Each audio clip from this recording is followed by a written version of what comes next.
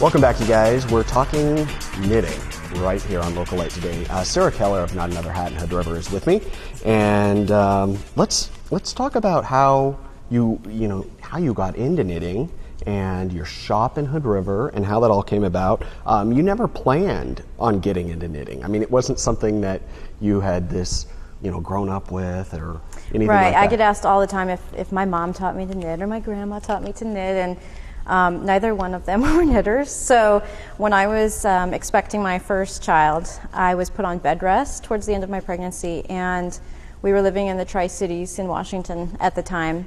And my mother-in-law, who's from the Dalles, decided to come down and said she was going to teach me how to knit. And I was less than enthusiastic. I didn't picture myself as a knitter or what I thought a knitter would be. And I reluctantly agreed because I had nowhere to run to. Right. And so she came, needles in hand, brought me some kitchen cotton, we call it, and taught me how to knit a dish rag. And the way I tell people in the store when they ask me is that I think that I was waiting my whole life for someone to teach me how to knit. Oh, okay. So I quickly became obsessed. Okay.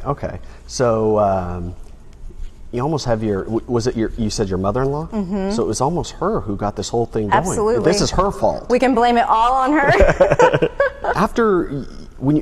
So you had the child and you started knitting while you were on bed rest and all of that. I'm trying to get this mental picture of all of this. I'm seeing you sitting there trying to learn. You got this big, pregnant belly, and you at what point decided, I want to make this into a business? After I had my daughter, after she was about 6 months old, I hadn't really been knitting, and we went on vacation again with the mother-in-law, and I said, maybe it'd be fun to learn how to make a hat. And so she took me to a shop on the coast, and we got set up with supplies, and I could not stop making hats. So I was knitting more hats than I knew what to do with, and I was buying so much yarn and trying to sell them, but you can't really recoup your expenses selling hand-knitted items. And I thought, if I could just get this yarn at wholesale, I'd be set.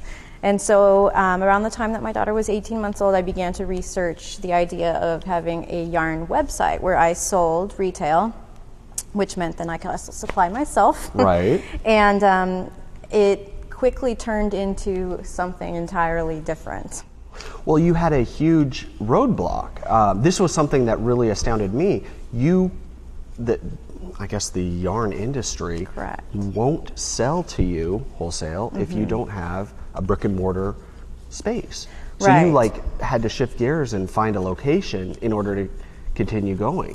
Yes, that's correct. A lot of the vendors I really wanted to carry would not give accounts to internet-only shops. There's a lot of fear of discounting on the internet, and the idea that maybe that would somehow disadvantage the shops that were carrying yarns that had greater overhead, couldn't afford to discount, etc. So there's a lot of careful monitoring of that. Okay. So I began to reformulate my idea in a very short amount of time about how I could find a storefront. Except that my husband and I did not want to stay in the Tri-Cities, and we had always wanted to come back to the Gorge to be close to our families, and we wanted to live in Hood River, though we had grown up in the Dalles, and this seemed like the perfect opportunity to make that move. Hood River didn't have a yarn shop, and we were ready, and so I came to the Hood River one weekend. I went to a wine tasting at the Hood River Hotel, and when we came out that evening, looming up in front of me was the shell of the building I'm in now, under construction, the Yasui building. Right. And so I thought, I wonder what rent is there. I'm just going to find out, just so I know and I can plan ahead. And that was in February, and everything just snowballed, and we opened July 3rd of that year. Okay, because I remember watching that building going up, Yeah. and then when I saw there was a sign up there for your business, Not Another Hat, I was like, what on earth? Obviously KNOT, Right.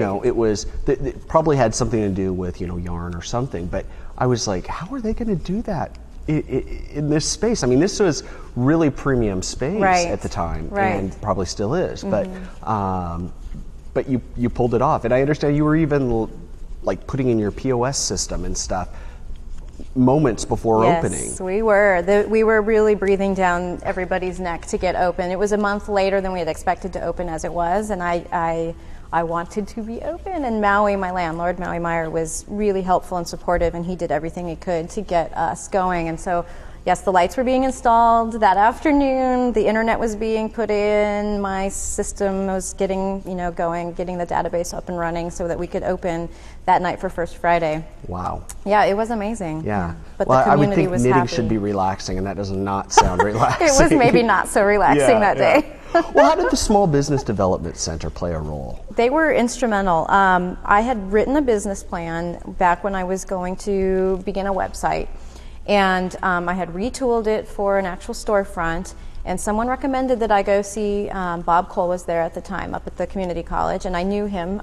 from going to school with his kids, and so I went up and thinking maybe he would just take a look, tell me things were okay, and say good job, but he was instrumental. He went carefully through my entire business plan, pointed out any areas that were lacking, and then he was able to refer me to an entrepreneurial loan fund that the state of Oregon runs that is only accessible through referrals from the SBDC, and that's how I got my startup loan. Really? Oh, that's Yeah, great. they were fabulous. That's awesome. We actually had them on the show, Mary Merrill. I heard, yeah. Yeah, and she was. I was like, oh my She's gosh, I can't believe this is available to people. And People need to realize anytime they're thinking of starting anything, just go talk to them. It's absolutely free.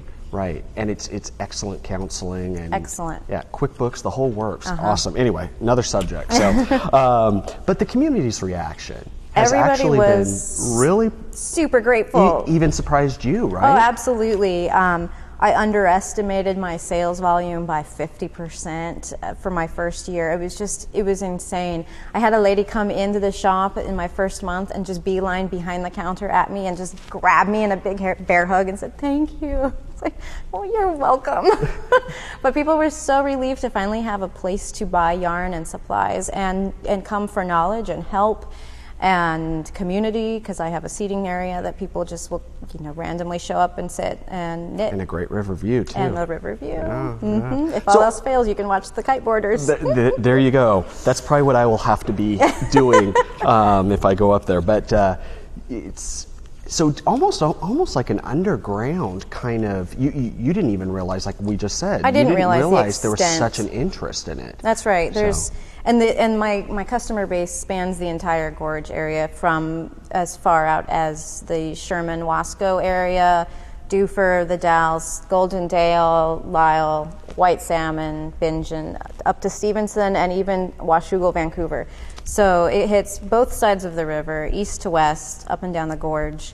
People were hungry for a place to find their supplies. See, that just amazes me. So that's so cool, though. Yeah, it was fabulous. Yeah, well, obviously. Well, good. Well, when we come back, I guess you're gonna have quite the challenge. You're gonna teach me. I am. To knit.